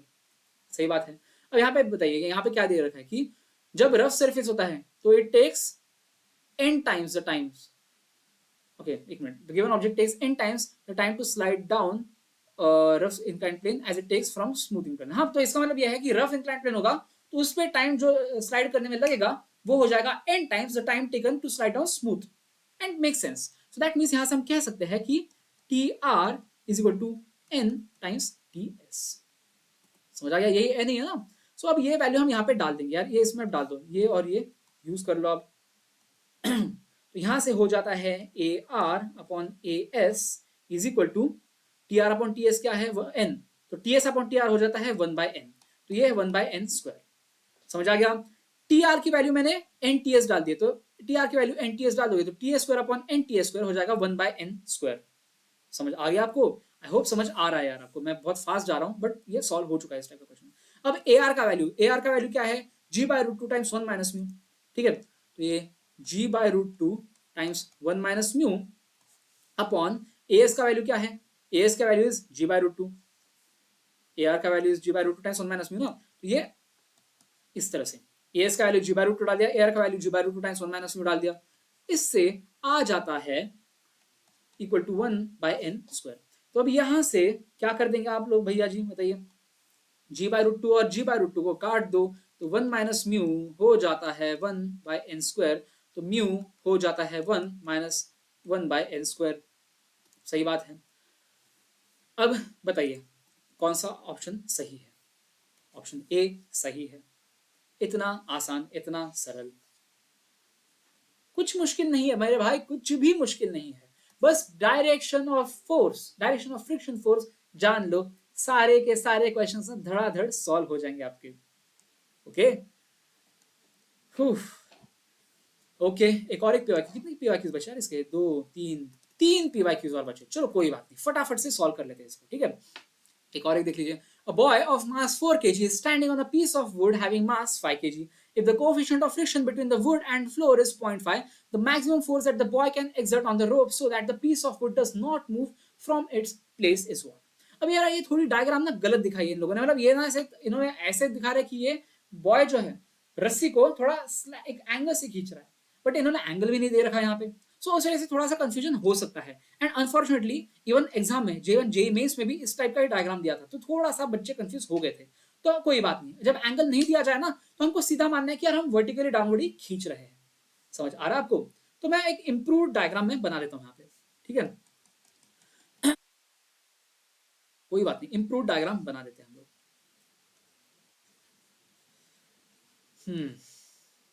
Perfect, ठीक है। अब क्या है यहाँ पे, हमारा ब्लॉक है यहाँ पे, ये है हमारा ब्लॉक, सही है। और इसके ऊपर खड़ा है ये बंदा, ठीक है। ये पकड़ के है, इस रस्सी को पकड़ के है ऐसे, इस तरह से। रस्सी को कौन से रंग से, चलो इस रंग से दिखाते हैं, ठीक है। इस तरह से ये रस्सी जा रही है, ठीक है। और ये बंदा इस रस्सी को खींच रहा है नीचे की तरफ, ठीक है। अब टेंशन मान के चलते हैं कि let's say the tension force is T, तो यहाँ पे टेंशन टी है, तो यहाँ पे भी टी होगा, यहाँ पे भी टी होगा, यहाँ पे भी टी ही होगा। सही बात है या नहीं है बताइए? बिल्कुल सही बात है, ठीक है। अब आप समझिए यहाँ पे हो क्या रहा है, थोड़ा सा इसके डायनामिक्स को आप समझिए। यहाँ पे क्या दे रखा है कि the coefficient of friction between the wood and floor, मतलब यहाँ पे इस वाले सरफेस पे coefficient of friction is mu is equal to 0.5। समझ आ रहा है? तो आप समझिए यहाँ पे कि हम क्या maximum force that the boy can exert so that the rope on the rope so that the piece of wood does not move. मतलब हम क्या कर रहे हैं, लिमिटिंग केस को हम समझ रहे हैं। मतलब हमको ये समझना है कि टेंशन, मतलब जैसे बेसिकली ये टी वैल्यू इस तरह से होनी चाहिए कि ये वुड जो है ना जस्ट स्लाइड करना शुरू कर दे, जस्ट स्लाइड करना शुरू कर दे। एंड जस्ट स्लाइड करने की जब हम बात करते हैं तो what are we talking about, we are talking about limiting case and therefore limiting friction. समझ आ गया? To find maximum value of t, we have to consider limiting case. Limiting case. Okay. अब लिमिटिंग केस में क्या होता है? So that means यहां पे फ्रिक्शन की वैल्यू हो जाती है F limiting is equal to mu times of N, and mu की वैल्यू दे रखी है 0.5 के बराबर, तो ये हो जाता है 0.5 टाइम्स ऑफ एन। अब एन की वैल्यू बताइए क्या हो जाएगी? कुछ लोग बोलोगे कि यार भैया जी इसका मास जो है, इस ब्लॉक का वुडन ब्लॉक का मास है 5, तो 50 लगा दीजिए। लेकिन कुछ लोग कहेंगे कि भैया यहाँ पे ये बंदा भी जो है ये भी खड़ा है 4 किलो का, फिर 5 + 4 दैट इज 9 kg, तो 90 न्यूटन बोल दीजिए आप। कुछ लोग बोलेंगे कि दोनों भी गलत है। तो आप बताइए, आप थोड़ा सा सोचिए कि हो क्या रहा है।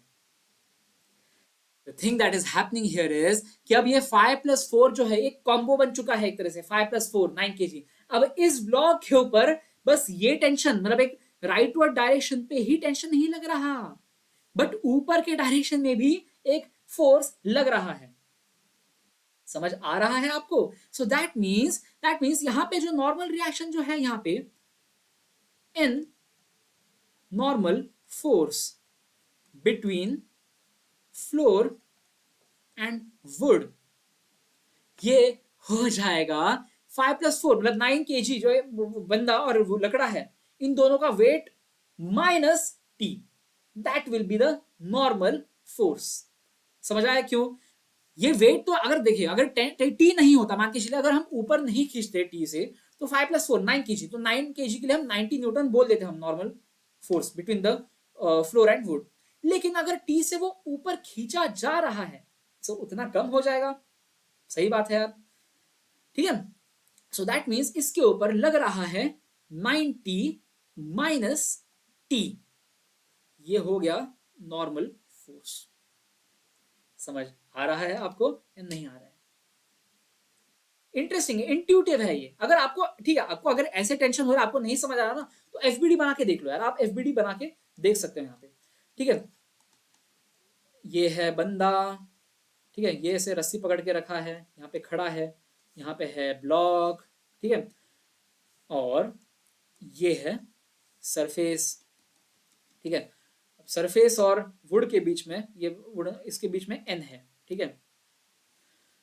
अब आप देखिए यहाँ पे ये ब्लॉक है रेस्ट में, एटलीस्ट वर्टिकल डायरेक्शन में तो इसका कोई मोशन हो नहीं रहा, वैसे तो हॉरिजॉन्टल में भी नहीं हो रहा, बट चलो वर्टिकल का भी देख रहे हैं ना हम लोग बस, तो देख लीजिए आप यहाँ पे, ठीक है। ये है टेंशन टी से ऊपर आ रहा है, ठीक है। अब आप इस बात को आप समझिए, अगर मैं इस 5 kg ब्लॉक को अगर कंसिडर करूं, मैं 5 kg ब्लॉक को अगर मैं कंसिडर करूं, तो क्या फंडे हो रहे हैं यहाँ पे, इसके ऊपर कौन कौन से फोर्सेस लग रहे हैं ये बताइए आप। इसके ऊपर एक तो ये है 50 न्यूटन, ये इसका वेट जो है 50 न्यूटन, एक तो ये लग रहा है। और ठीक है, अब ये देखिए आप, ये जो इसके ऊपर एन डैश, जो ये बंदा इसके ऊपर नॉर्मल रिएक्शन वो लगा रहा है, वो N dash, 50 + N dash is equal to N. समझ रहा है? 50 + N dash is equal to N. मतलब आप ऐसे समझिए, यहाँ पे आप इस तरह से देखिए कि इस बॉडी पे, ये 5 kg की बॉडी पे एन डैश, ये बंदा इस बॉडी पे नीचे की तरफ लगा रहा है, और इसका जो वेट है, ग्रेविटेशन फोर्स, ये है 50 न्यूटन।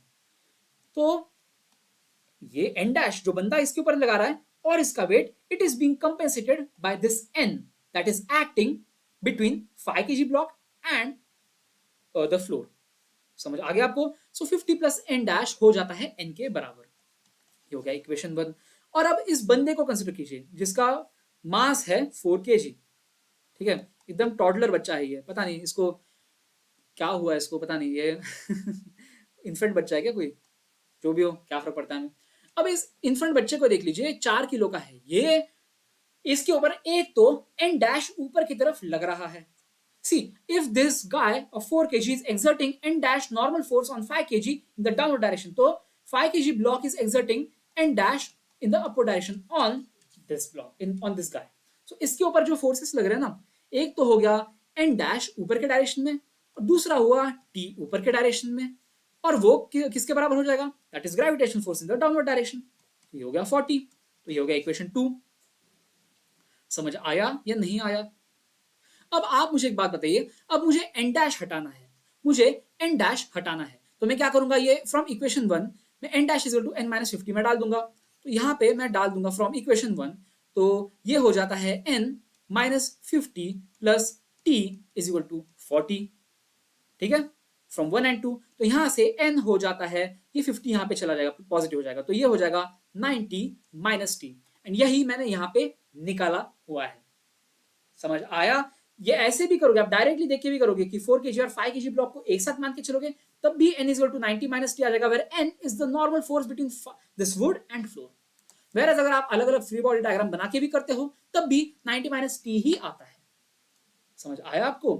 ठीक है, ये तो आ चुका है मेरे भाई. बट अब आप समझिएगा, इसका मतलब ये हो जाता है, इसका मतलब ये हो जाता है कि फ्रिक्शन जो है, friction is equal to mu times N, and mu की वैल्यू दे रखी यहाँ पे 0.5, तो मैं डाल दूंगा 0.5 times of 90 minus T. So F हो जाता है 0.5 इंटू 90 क्या हो जाएगा? 45 माइनस 0.5 इंटू टी क्या हो जाएगा? 0.5 टी. ठीक है, ये एक इक्वेशन हो गया. एंड हमने क्या बोला था? F is equal to F limiting is equal to 0.5 Newton.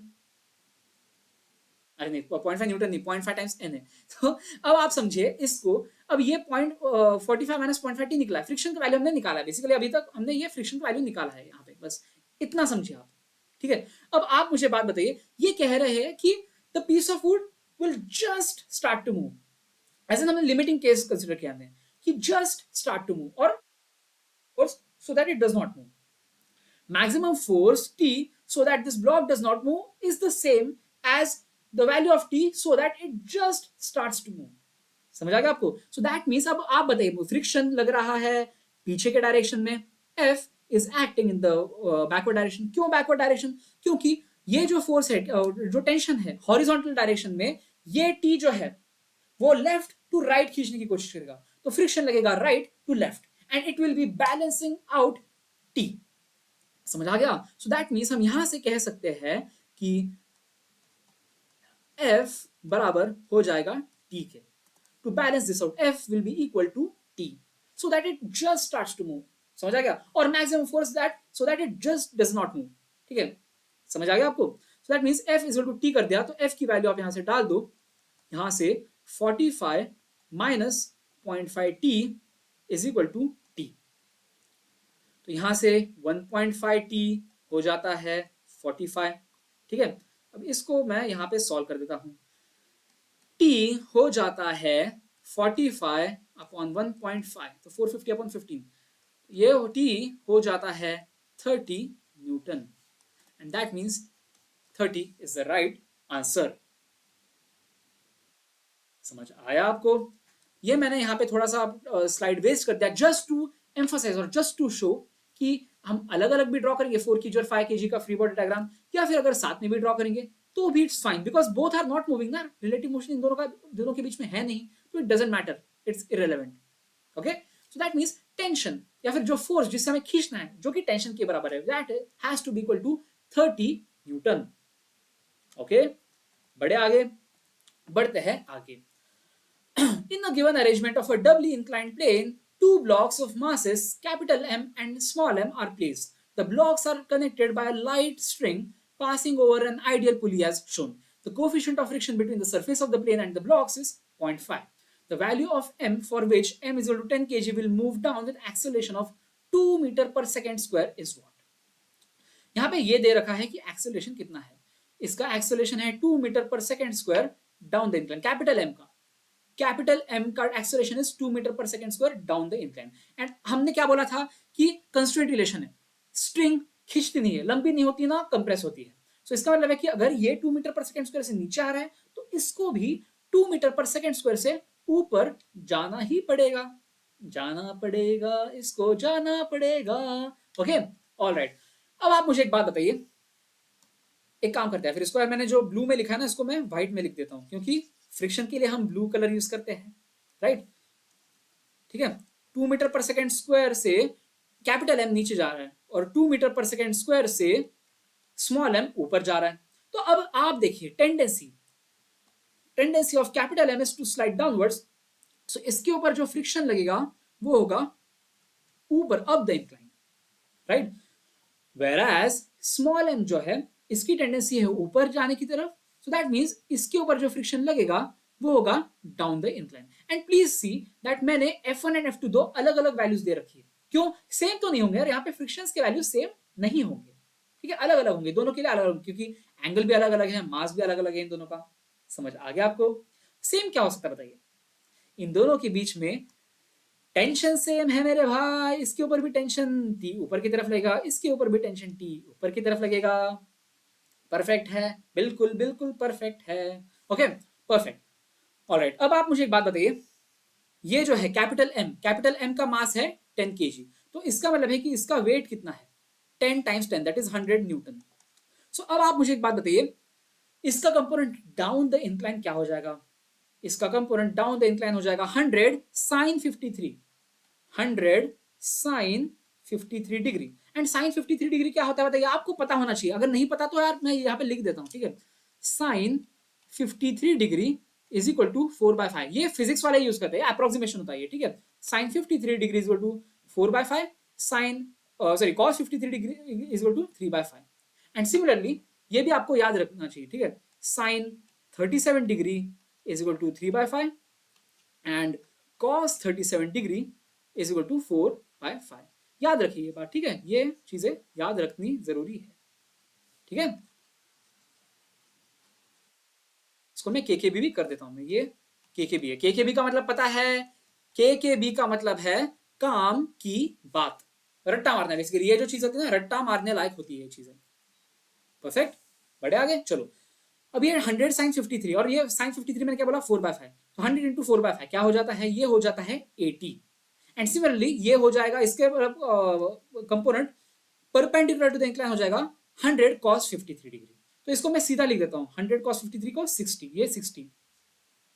Perfect, सही है, बिल्कुल सही है।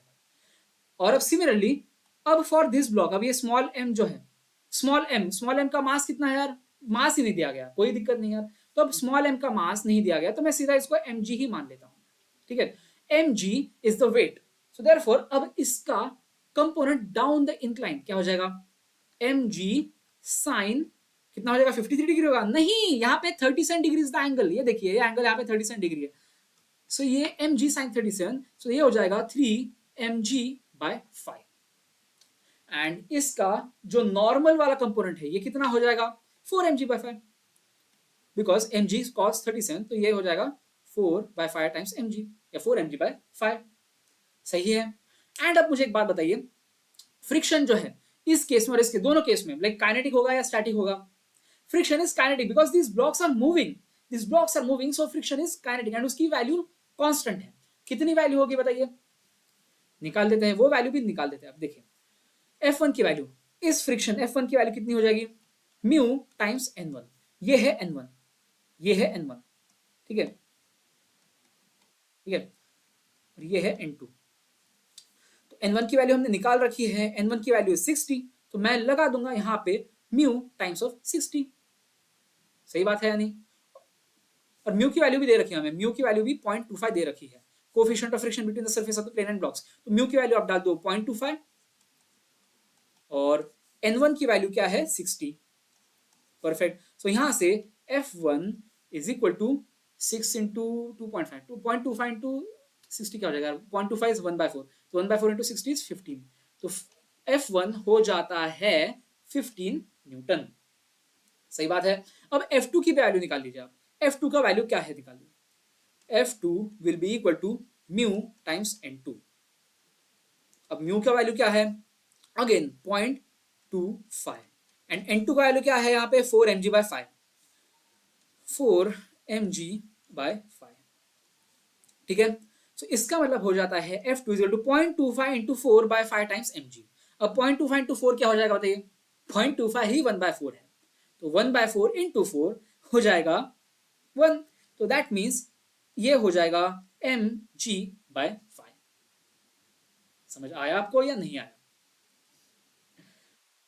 सही है, इसको ऐसे रख दीजिए, अभी के लिए इसको ऐसे ही रख दीजिए, ठीक है। अब आप मुझे एक बात बताइए, एम कैपिटल एम जो है, कैपिटल एम जो है, इसके लिए फ्री बॉडी डायग्राम कैसे बनता है, और शुड आई से कि मतलब इसका इक्वेशन कैसे लिखेंगे, नेट एक्सल और नेट फोर्स इसके ऊपर एक्टिंग, उसका इक्वेशन कैसे लिखेंगे? Motion causing force which is at, down the incline जो है ग्रेविटेशन फोर्स का component, that is motion causing force, right. So for M, for capital M, for capital M, motion causing force that is AT minus motion opposing force that is equal to tension, और ये F1, और मतलब मैं कह रहा हूं और मतलब एंड इस तरह से, ठीक है। AT minus T minus F1, T मतलब ये ऐसे समझा, ये कहां से आ गया, और should I write it like this, ऐसे इसको आपको और अच्छे से समझ आएगा। ये देखिए T प्लस F1, ये दोनों there acting against AT, T plus F1 are acting against the motion of capital M. So समझ आ गया, AT minus of bracket T plus F1, ठीक है, इज इक्वल टू क्या हो गया, मास times of acceleration, mass times of acceleration. अब आप बताइए, मास हमें पता है यार, ये m इज इक्वल टू कितना है, m capital M is equal to 10 kg, and a हमें पता है 2 मीटर पर सेकेंड स्क्वायर। अब वैल्यूज डाल दीजिए, बस वैल्यूज डाल दो, ठीक है। तो यहां से हो जाता है A T minus T minus F1 की वैल्यू हमने निकाल रखी थी 15, तो ये 15 डाल दीजिए, तो यहां से हो जाएगा mass is 10 times acceleration is 2, तो 10 into 2 that is equal to 20। तो यहां से टेंशन की वैल्यू आ जाती है 80 माइनस 15 माइनस 20, तो 60 minus 20 that is equal to 45 newton. सही बात है, ठीक है, ये हमें वैल्यू यूज होगी अगले इक्वेशन में, ठीक है। सही है ना, ये सही तो निकाला मैंने, 80 माइनस 16 40, 80 माइनस 20 60, तो 60 माइनस 15, ठीक है, 80 t 45 न्यूटन आ चुका है। अब for small m, for small m, अब बताइए क्या है, अब फॉर एम के लिए बताइए क्या बोला हमने, motion causing forces capital T, ऊपर जा रहा है ना ये, that means T is the motion causing force minus, अब आप देखिए F2 भी against the direction of motion लग रहा है, और mg sin 30 that is weight का कंपोनेंट डाउन द इंक्लाइन, वो भी इसके मोशन के डायरेक्शन के अगेंस्ट लग रहा है। सो यहां पे हो जाएगा T minus of F2 plus mg sin 37, और should I write it directly as 3mg/5, थोड़ा फास्ट लिख देते हैं यार, इतना तो हमें समझ आ रहा है, mg sin 37 इज 3mg/5, समझ आ गया ना ये कहां से आ गया, ये इसकी बात कर रहा हूं मैं, mg sin 37 3mg/5 down the ये plane. So this will be equal to कितना, m टाइम्स a, एंड हमें पता है कि a is equal to 2 metre पर सेकेंड स्क्वायर, एंड f2 की वैल्यू क्या दे रखी है हमारे पास, हमने निकाल रखी है, f2 इज mg/5, ठीक है, सही है। अब ये वैल्यूज डाल दीजिए इसमें, अरे t हमने यहां से निकाला है, t is equal to 45 newton. अब इसको हमें बस सॉल्व करना है, एंड इससे स्मॉल m की वैल्यू निकालनी है, तो यहाँ पे t इज इक्वल टू 45 डाल दीजिए, 45 माइनस ऑफ f2 का वाला क्या है mg/5, करेक्ट, और ये क्या है माइनस 3mg/5, ओके जी, परफेक्ट। तो ये हो जाएगा m टाइम्स ऑफ 2, तो ये हो जाएगा 2m, परफेक्ट। अब बताइए यार, क्या इसमें ना सिंपली एक चीज कर देता हूं मैं, अब g की वैल्यू 10 डाल ही देता हूं मैं, ठीक है, क्यों ही वेट कर रहे हैं हम लोग। तो 10/5 हो जाएगा 2, तो ये हो जाएगा 2m, 10/5 2 इंटू 3 6, तो 6m, हा, ओके, तो 45 is equal to 2m plus 6m that is equal to 10m, and यहां से आ जाता है m is equal to 45/10 that is equal to 4.5 kg, and that is a right answer. समझ आया आपको? कुछ नहीं है यार, FBD एक है जो हमने NLM में पढ़ा था, एंड डायरेक्शन ऑफ फ्रिक्शन क्या है, ये इतना समझ आ गया ना भाई, आपकी नैया पार हो जाएगी, बस इतनी ही चीजें है इस चैप्टर में, ओके। चलिए आखिरी question, A block of mass 5 kg is placed on a rough inclined plane or a rough inclined surface as shown in the figure. If F1 is the force required to just move the block up the inclined plane and F2 is the force required to just prevent the block from sliding down, the value of F1 vector minus F2 vector का magnitude, मतलब F1 vector का magnitude minus F2 vector का magnitude, ये पूछा है हम लोगों से, ठीक है, कोई दिक्कत नहीं। अब आप इसको कंसेप्ट समझिए, अंडरलाइन कंसेप्ट समझिए आप। हमें क्या दिया गया पहले, तो F1 vector is the force required to just move the block up the inclined plane. When we are trying to move the block up the inclined plane and just वो move करना start कर जाता है, so आप बताइए उसमें क्या difference है compare to the second case when the block is being like preventing or we are preventing the block from sliding down, or when the block is being prevented from sliding down. Let me put it again, let me ask the question once again. पहला case कुछ इस तरह सा है, first case कुछ इस तरह से है कि ये 5 kg का ब्लॉक है, we are just making it go up, just शुरू किया हमने, जस्ट शुरू किया ऊपर जाने की तरफ। इसका मतलब यह है ना कि इस केस में friction is acting in the downward direction, friction is acting in the downward direction. क्यों? क्योंकि अब ऊपर जाने की टेंडेंसी रख रहा है, राइट। अब दूसरा वही केस समझ लिया जी आप, दूसरा केस अब यहां पे, ठीक है। यहां पे the thing is we are applying just in a force that की ब्लॉक नीचे स्लाइड नहीं कर रहा। सो इसका मतलब आप समझिए कि tendency of the block is to slide down in the second case. In the second case ये देखिए, ये फर्स्ट केस है, we are just making the block go up, we are and first case में we are just making the block go up, and the second case में we are just ensuring that it doesn't slide down. तो इसका मतलब यह है ना कि tendency of the block is to go downwards. तो इसका मतलब है कि ऑल्दो हम फोर्स ऊपर की तरफ ही लगा रहे हैं, लेकिन फ्रिक्शन भी जो है वो ऊपर की तरफ लग रहा है। समझ आया आपको या नहीं आया समझ? सोचिए, जरा सोचिए और समझिए। अब आप ऐसे समझिए, फिर चलो सबसे बेस्ट पर्सपेक्टिव हियर इज कि अब ये है, ठीक है, हमारा 5 kg का ब्लॉक है, तो 50 newton is its gravitation force that is acting upon it. So इसका component down the incline is 25 newton, right, and perpendicular to the surface is कितना हो जाएगा 25√3 न्यूटन, या फिर 15 × √3/2 25√3 न्यूटन ना। समझ रहे हो आप मेरी बात? सो इसका मतलब आप समझिए यहाँ पे कि अगर इसका जो ये है कोएफिशिएंट ऑफ फ्रिक्शन कितना दिया गया यहाँ पे, कोएफिशिएंट ऑफ फ्रिक्शन यहाँ पे दे रखा है म्यू इज इक्वल टू 0.1, ठीक है, ये आप बात याद रखिए, म्यू इज इक्वल टू 0.1 ये लिखना जरूरी है यहाँ पे, ठीक है। अब आप म्यू इज इक्वल टू 0.1 डाल के देख लीजिए, तो 25 × √3 × 0.1 कितना हो जाएगा 2.5 × √3, तो 2.5 × √3 कितना हो जाएगा? डेफिनेटली 25 न्यूटन से तो कम ही है मेरे भाई, ठीक है। आप समझिए आप कि मैक्सिमम फ्रिक्शन भी जो है it is not able to compensate for this 25 newton force का कंपोनेंट और ग्रेविटेशन फोर्स का component down the plane that is equal to 25 newton. Let me put it again कि ये 25√3 newton is the normal reaction, तो n is equal to 25√3 newton आ रहा है। तो इसका मतलब यह है कि लिमिटिंग वैल्यू ऑफ फ्रिक्शन या फिर लिमिटिंग फ्रिक्शन या maximum value of static friction हो जाता है 25√3 times of 0.1, so that is equal to 2.5√3। And अब 2.5√3 आप देखिए, √3 is less than √4 and √4 is equal to 2, so 2.5 × 2 से कम है। 2.5 × 2 कितना हो जाएगा बताइए?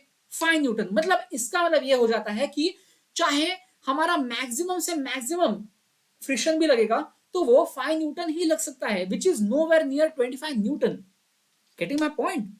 तो इसका मतलब है कि फ्रिक्शन तो नहीं रोक पाएगा, अकेले से वो रोक नहीं पाएगा, वो कतई नहीं रोक पाएगा वो, ठीक है।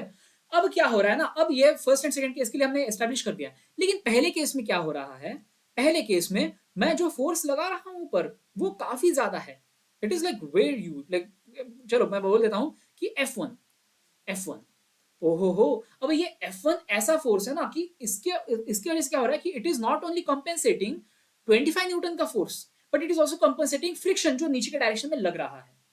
समझ आ रहा है आपको? मतलब फ्रिक्शन की भी डायरेक्शन को इसने रिवर्स कर दिया। टेंडेंसी फ्रिक्शन, अगर हम ये F1 फोर्स नहीं लगा रहे होते तो friction would be acting in the upward direction और up the incline plane because tendency of the block is to go down. But यहाँ पे क्या हो रहा है कि हमने फोर्स इतना ज्यादा लगाया कि फ्रिक्शन जो है वो नीचे की तरफ लग रहा है, it is acting down the plane. समझ आ रहा है आपको? सो दैट मीन्स यहाँ पे एफ जो की वैल्यू इसकी है mu times of N that is equal to 2.5√3। तो अब 2.5√3 प्लस 25 हो जाता है F1 के बराबर। Getting my point? We are just making it go up the plane का मतलब है कि हमने मैक्सिमम लिमिटिंग फ्रिक्शन की वैल्यू तक उसको पहुंचा दिया है एंड इट इज गोइंग, मतलब लिमिटिंग फ्रिक्शन की direction is down the incline. So समझ आ रहा है आपको? सो यहां से मैं कह सकता हूं कि F1 हो जाता है कितना, ये 25 न्यूटन प्लस फ्रिक्शन का value which is equal to 2.5√3 newton. समझ आया आपको या नहीं आया? I hope it is clear by now. थोड़ा सा दिमाग तो लगाना पड़ेगा यार आपको। समझ आया? परफेक्ट। अब सेकेंड वाली केस की बात करिए। सेकेंड वाले केस को अब मैं अगले स्लाइड पे डिस्कस कर लेता हूँ यार, इसको अब फिर से डायग्राम ड्रॉ करनी पड़ेगी। चलो कोई बात नहीं, कर लेते हैं फिर से डायग्राम ड्रॉ। अब दूसरे वाले केस में समझिए आप कि हम जब अब ऊपर की तरफ जो फोर्स लगा रहे हैं, अब द इंक्लाइन जो हम फोर्स लगा रहे हैं ना, it is not that big. मतलब वो क्या कर रहा है ना, it is just avoiding our block from sliding down. So इसका मतलब है कि इस केस में जो फ्रिक्शन जो है, मतलब tendency of the body to is to slide downwards, तो फ्रिक्शन जो है वो इस बार अपवर्ड डायरेक्शन में लगेगा।